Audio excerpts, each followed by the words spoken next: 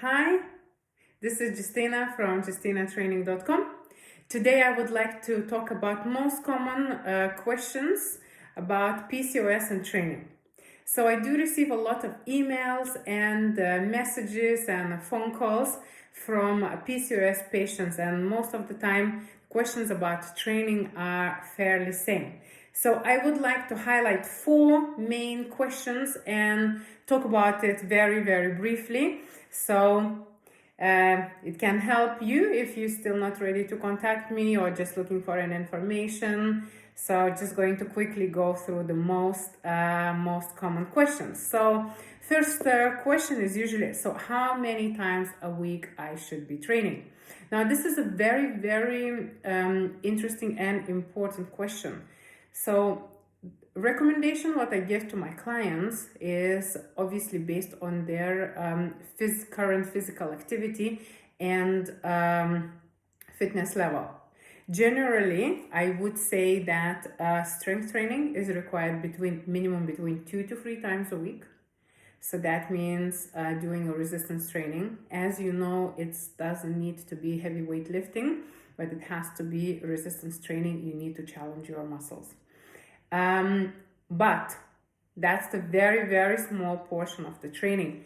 The most important thing when it comes to PCOS and the movement in general and fitness, I highly recommend every single day look into your daily routine and make sure that you get that movement going.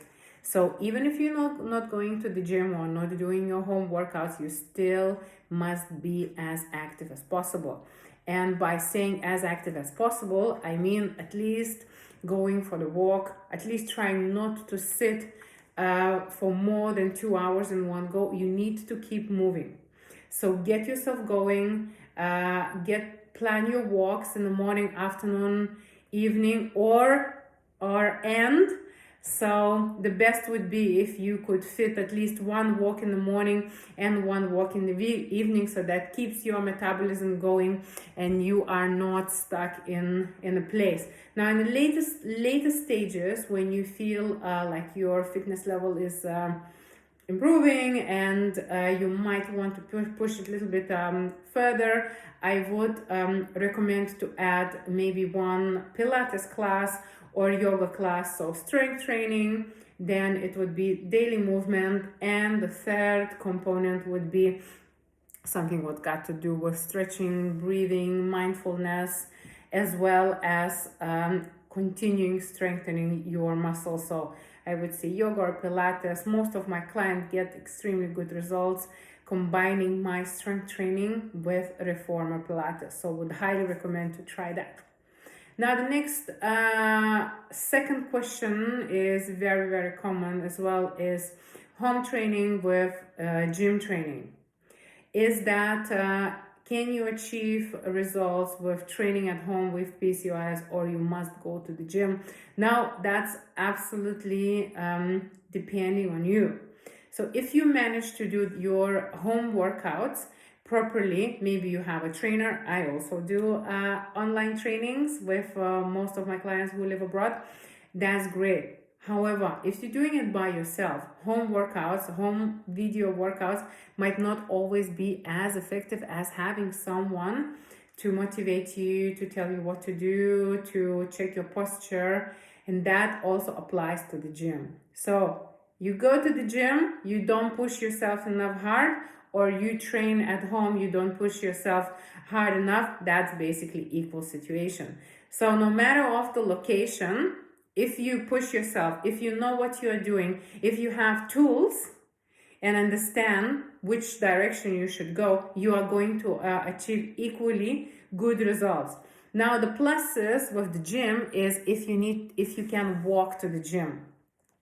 So that is a very good plus, because you get your extra steps, and for PCOS is important to do your very nice slow steady cardio, just continuous calorie burn without stressing your body. So if you have a gym a little bit further away from your house and you want to walk there, that's perfect. That would be really good. However, with the home workouts, if you want to exercise at home, You can do your marching on the spot yourself, or you can just go for a walk around the block. That's going to be exactly the same. So no matter where you are, at home, office, park, gym, if you have your tools, if you know what you're doing, if you have your program, you want to get results. If you don't know what you're doing, if you don't know how to do it, you're not going to achieve the desirable results no matter where you are. Next one, actually very important. We're going now into more training. So can I train fasted, or should I eat something before training? So a lot of people like to train in the morning, and the question is, shall you just go straight into the gym or straight into your living room and do a workout, or you should have a little bit food before?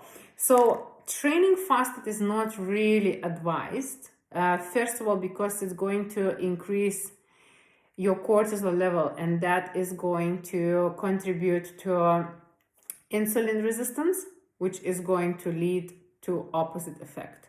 So that's going to lead to the weight gain.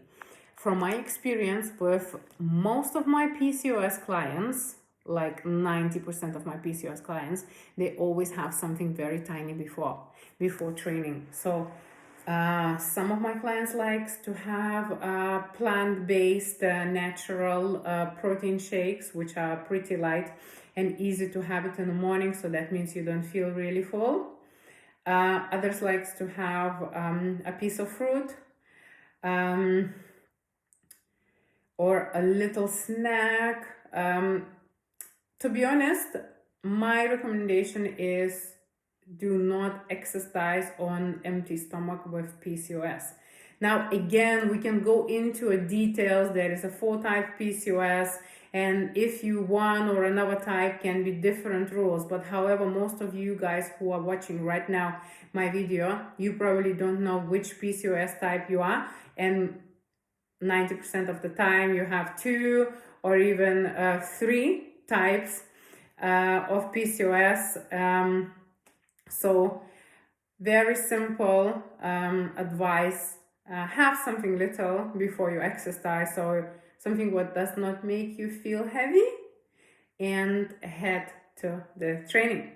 And the last, the most important and question of the year, question of the decade, what type of training I should do, and if I shall go with high intensity interval training. Now, in the recent year, many studies has been done. Well, when I say many and PCOS, I mean probably less than 20, with very, very few individuals. That means not a huge studies has been done. Found that doing some high intensity interval training could help with the insulin resistance, to reduce the insulin resistance and help with the weight loss. However, I do not necessarily recommend my clients to add high intensity interval training in their training routine. My priority is always strength. Now, I have done a little bit of the research from other trainers who are posting their videos on YouTube, and I have found that a lot of trainers recommend to do high intensity training. So I just went into their workouts and I just checked what kind of training they are advising. So guys, there is a very, very massive difference between high intensity interval training and interval training. Don't get me wrong. A lot of trainers say, yes, do high intensity interval training, that is my workout. And the workout they do, it's not high intensity. It's interval training, which is absolutely fine. So high intensity training and interval training is not equal at all.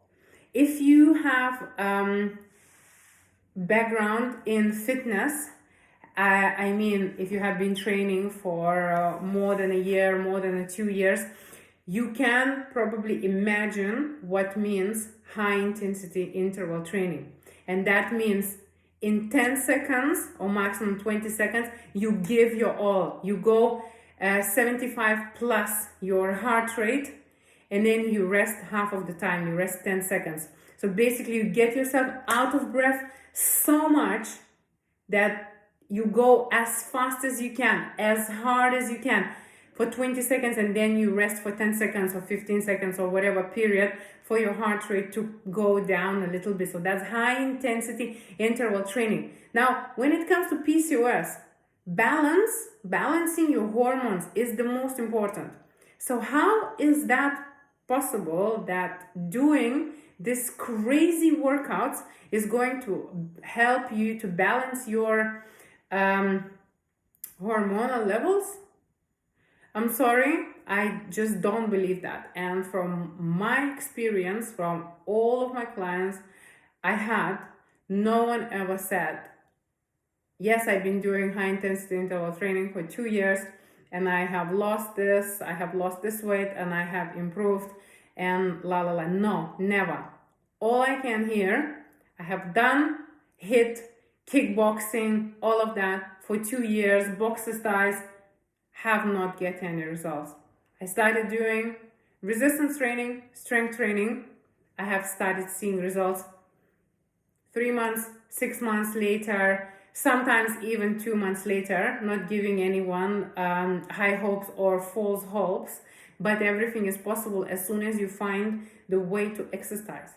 So high intensity training and high intensity interval training and interval training is completely two different things. I do not recommend high intensity training for my PCOS clients because I just don't think that is going to be as beneficial as doing strength training mixed with interval training and some cardio plus the daily activities.